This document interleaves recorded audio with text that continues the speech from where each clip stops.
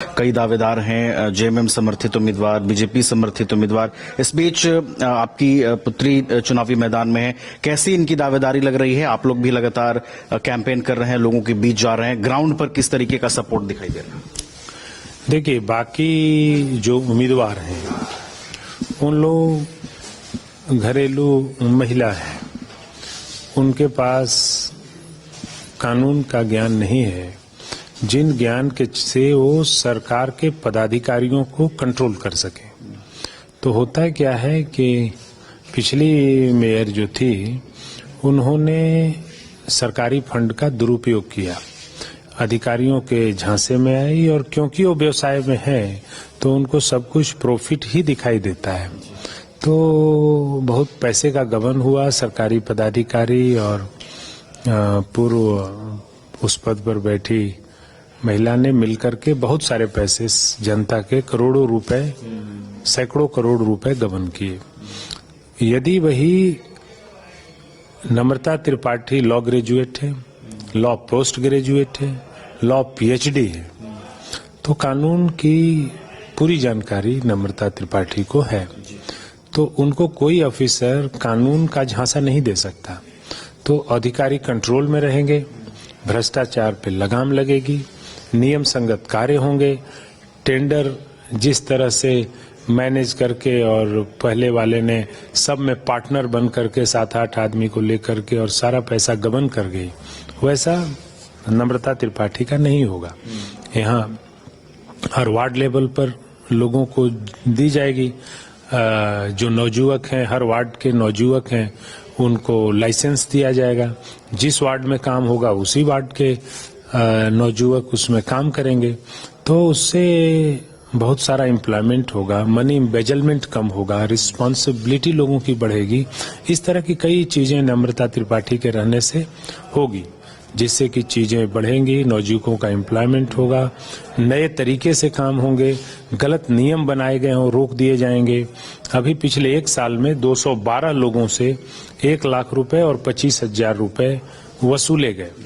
या कि कोई पेंट कर रहा है, कोई पेचाड़ा कर रहा है, कोई अपने घर का रिपेयरिंग कर रहा है, तो उनको तुरंत नोटिस भेजा और 1 लाख का फाइन लिख दिया। ऊपर से फाइन कम करने के लिए भी 25-50 हजार लिया। तो जनता का बहुत शोषण हुआ। इस तरह का कार्य नहीं होगा, इस तरह के गलत कार्य, आपराधिक कार्य, गैर कानूनी कार्य नहीं होंगे, जनता का शोषण नहीं होगा। तो ये कार्य नम्रता त्रिपाठी के रहने से। अच्छा केएन त्रिपाठी जी, एक आखिरी सवाल रहेगा, मेदिनीनगर नगर निगम क्षेत्र में अभी भी क्या वैसी समस्याएं रह गई हैं जिसको आप लोगों ने इस बार विजन बनाया है, और अगर नम्रता त्रिपाठी जी जीत कर आती हैं तो वो सबसे पहले पूरा किया जाएगा? 2014 तक जब मैं मंत्री था, तब तक जितना सड़क, पुल या जितनी चीजें बनी थी, उसके बाद से शहर में कोई कार्य नहीं हुआ। ये जो मेयर का कार्यकाल भी था उसमें कॉस्मेटिक कार्य हुए। कॉस्मेटिक मतलब समझते हैं, जैसे शरीर को स्वस्थ रखने के लिए आपको हृदय, लीवर, किडनी को स्वस्थ रखना पड़ता है, लेकिन आप पाउडर लगा लें, बाहरी परत को पाउडर लगा लें, क्रीम लगा लें और कहें कि मैं बड़ा खूबसूरत हूं। आपका खूबसूरत चेहरा तब दिखाई देगा जब शरीर स्वस्थ रहेगा, उसमें अब कांति रहेगी, चमक रहेगी। वैसे ही शहर में पानी की जरूरत थी, लाइट की जरूरत थी, सीवरेज सिस्टम, ड्रेनेज सिस्टम की जरूरत थी। यह नहीं होकर के क्या हुआ, कई करोड़ के लाइट खरीदे गए, जो चमकने वाले लाइट थे, वो लाइट टूट गए। तो मैं तिरंगा लाइट लगा रहा हूं, तो मैं ये लगा रहा हूं, क्योंकि उसमें ये चीजें चाइना से आती हैं और बहुत सस्ते दर पर आती हैं, और उसमें कई 100 गुना अधिक प्रॉफिट है। मतलब कि यदि आप 10 रुपए की चीज खरीदते हैं तो उसका 10,000 रुपया बिल बना के निकाल लेते हैं। तो इस तरह एक्चुअली वो पूरी की पूरी चीजें व्यवसायिक दृष्टिकोण से रही।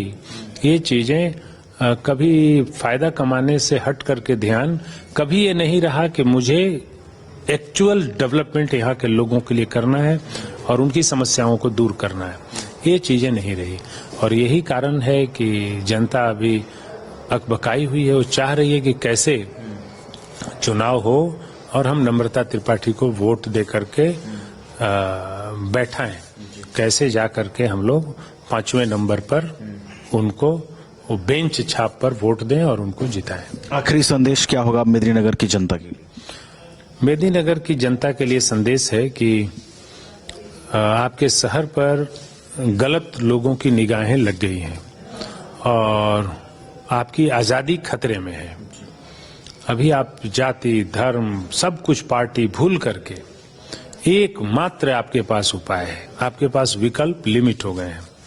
यदि अब भी आप नहीं समझ पाते हैं तो आने वाले दिन आपके बड़े कठिन होंगे, आपकी आजादी खतरे में पड़ेगी। अतः आप सीधे जा करके नम्रता त्रिपाठी को बेंच छाप पर 5वें नंबर पर वोट दें।